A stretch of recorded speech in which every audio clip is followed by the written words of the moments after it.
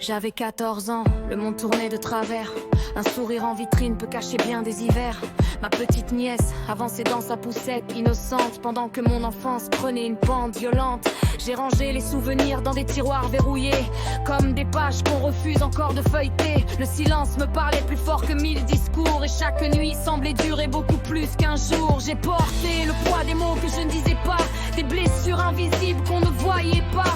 Quand la vérité dort au fond d'un regard, le cœur fait semblant d'être fort dans le noir. Alors parle, même si la voix tremble un peu, même si certains ferment les yeux.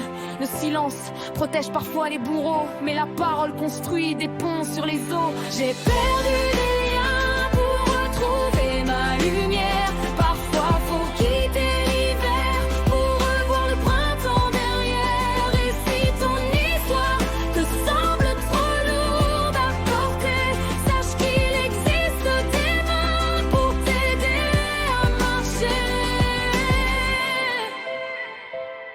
À 15 ans, d'autres frontières ont été franchies par quelqu'un qui portait pourtant le nom de famille. J'ai gardé le secret comme une chaîne autour du cou, pensant que me taire empêcherait les remous.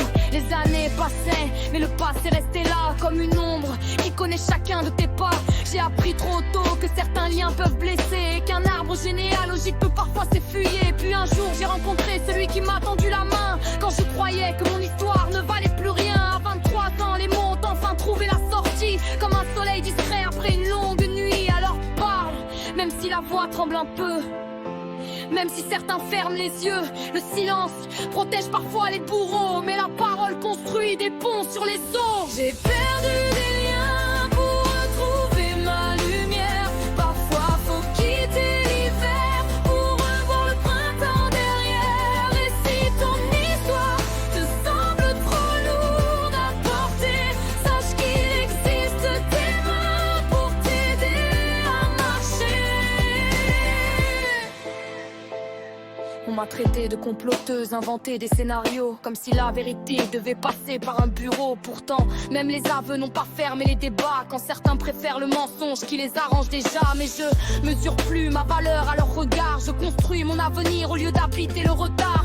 Les racines qu'on arrache laissent parfois des cicatrices, mais elles font aussi pousser de nouvelles bâtisses. Alors parle du viol, des violences, du harcèlement. Aucune souffrance ne mérite le silence éternellement. Il existe des oreilles qui savent écouter, des cœurs capables d'accueillir sans juger.